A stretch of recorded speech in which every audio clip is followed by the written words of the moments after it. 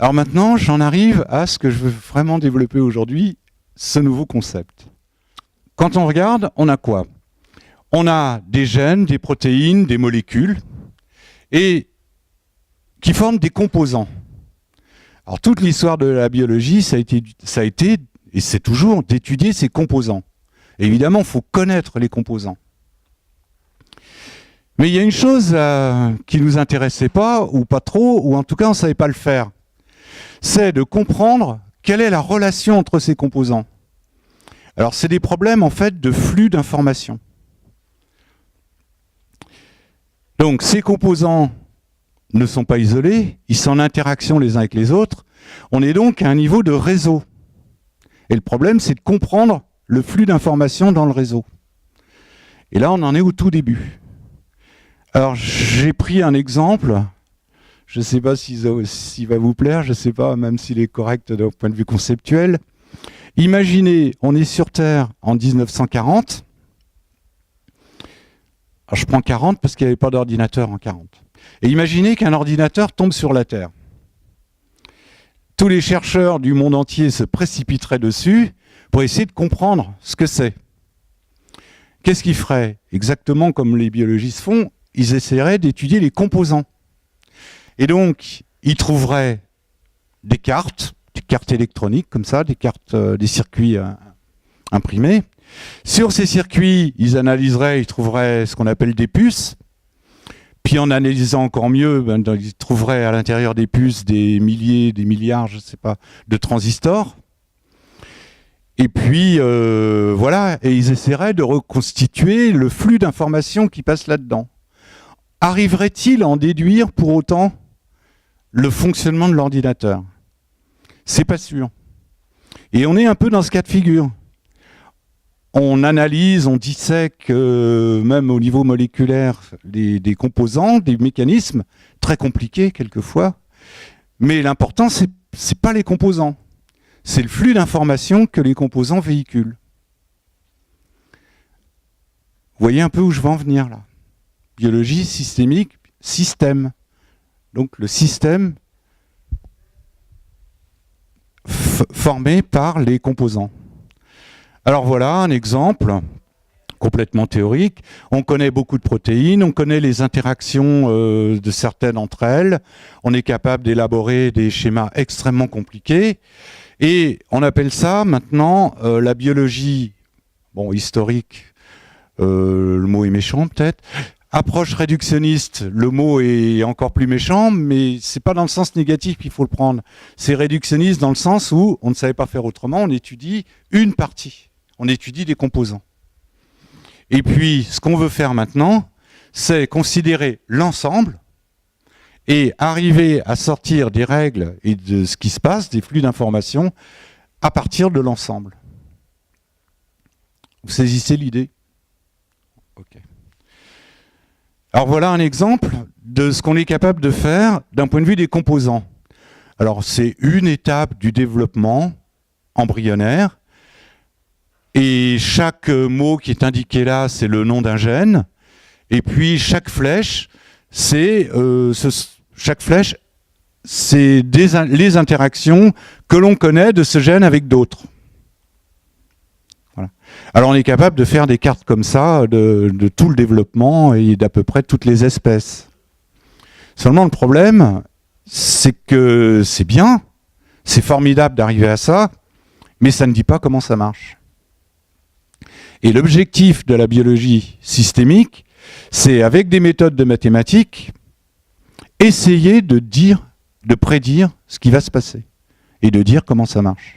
Donc, biologie systémique, c'est pour comprendre le fonctionnement du monde vivant. Et évidemment, on va essayer de le comprendre par module. Comprendre globalement, ça arrivera peut-être un jour, mais là, on en est très loin. Et que va être un module? Ça va être des gènes et des protéines engagés dans une fonction. Et on va essayer de décortiquer ça comme ça. Exemple, ce que je vous ai cité sur le taxol. Il y a plusieurs gènes, ces gènes sont régulés, et on va essayer de faire un module unique avec les gènes qu'il faut, les régulations qu'il faut, pour produire du taxol. Et le module, on va l'introduire dans une bactérie pour que la bactérie fabrique le taxol. C'est ça l'idée. Et ça marche pour certaines choses. Donc, on voit une cellule comme ça maintenant. Un ensemble de modules. Chaque module, il y a des constituants et ils sont en interaction les uns avec les autres.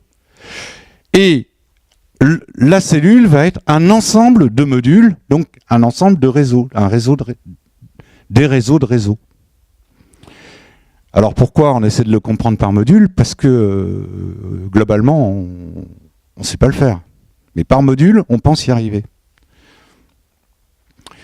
Alors dans l'histoire un petit peu des sciences, je vous ai dit tout à l'heure, par exemple, le microscope, ça vient de la physique, c'est de l'optique.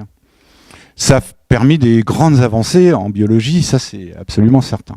Et ça arrive régulièrement, ça. La chimie aussi avance dans sa propre direction, mais on constate qu'il y a de plus en plus d'interactions entre sciences.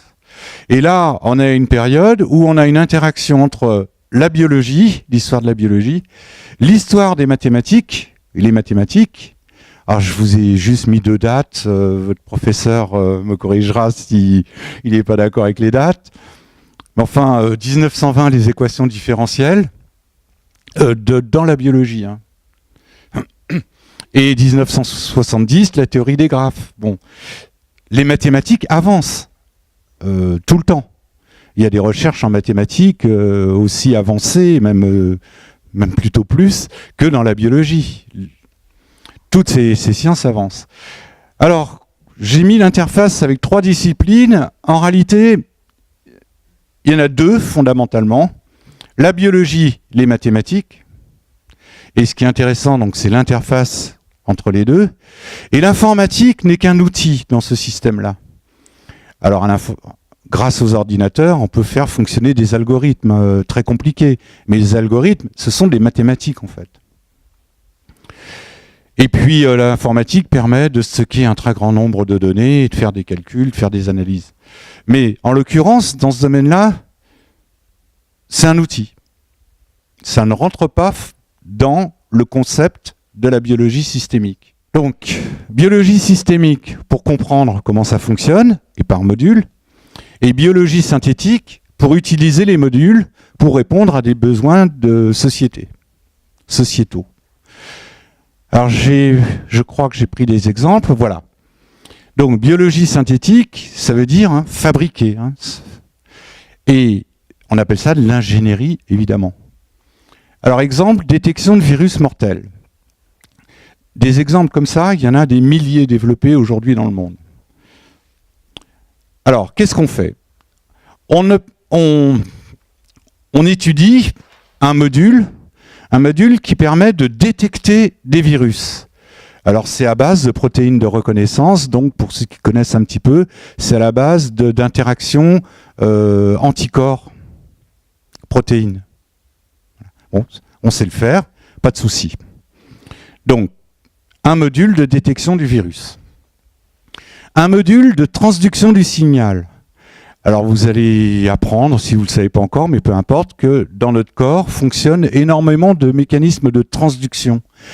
Transduction, ça veut dire que nos cellules reçoivent un signal, qui peut être de chimique, mais pas forcément, il peut être électrique, il peut être d'autres natures, et par des mécanismes de transduction, transmettent à l'intérieur de la cellule un flux d'informations qui fait que la cellule va modifier son fonctionnement.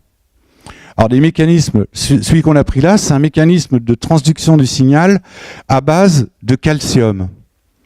Le calcium, c'est un des médiateurs dans nos cellules. Et puis on l'a couplé à un 3e module, c'est un module qui permet de faire de la lumière. Alors on a cette chance d'avoir des protéines qui viennent d'organismes marins, souvent d'ailleurs, qui sont capables d'émettre de la lumière. Là, on en a choisi une capable d'émettre de la lumière en présence de calcium. Donc, mettez dans votre tête les 3 modules, on les assemble, et on les assemble dans des bactéries. Donc, on a des bactéries capables de reconnaître un signal. Quand elles l'ont reconnu, capables de transmettre le signal à la cellule, il y a augmentation du calcium, il y a la protéine qui reconnaît le calcium et qui fait de la lumière. On a tout, on met ça dans une boîte, voilà. Les bactéries qui poussent, on leur met de l'air, on met ça dans le noir, une caméra pour mesurer la lumière, et ça marche. C'est-à-dire que si on a choisi comme virus à détecter l'anthrax, par exemple, c'est un virus mortel, la caméra va détecter de la lumière, s'il y a de l'anthrax, s'il y a le virus, et on met ça dans toutes les ambassades, en fait. Et si, à un endroit stratégique comme ça, la boîte sonne, eh bien tout le monde sait qu'il faut absolument mettre le masque et évacuer tout de suite. Ça se fait, ça existe, ça marche, c'est fabriqué, c'est vendu, c'est utilisé. Évidemment, ce qu'on peut faire avec un virus, on peut le faire avec beaucoup. On fabrique une boîte avec pas un type de bactérie, mais 10-15 types de bactéries capables de détecter à peu près tous les pathogènes possibles, imaginables. Bon, c'est un exemple. Deuxième exemple qui va peut-être vous interpeller un peu plus. Vous savez que dans le monde, on a un problème d'énergie. On a du soleil, bon ça c'est une énergie sympa, agréable, mais on ne sait pas trop l'utiliser encore. Donc on est obligé d'utiliser encore du pétrole, des énergies fossiles. Et avec tous les problèmes que vous connaissez évidemment qui tournent autour. Donc il y a une chose qui a été faite, c'est fabriquer un module qui permet aux bactéries de se nourrir à partir de résidus de plantes. Alors c'est extrêmement intéressant, c'est pas la plante, c'est le résidu de plante. Donc on n'est plus en concurrence avec le problème de l'alimentation humaine. Très très fondamental comme problème. Vous savez que c'est un problème en ce moment avec ce qu'on appelle fabriquer de l'éthanol à partir de plantes. Le problème c'est que ces plantes-là sont en concurrence avec celles qu'on mange. Or on est, je ne sais pas combien sur la Terre, on va approcher dans quelques temps les 9 milliards.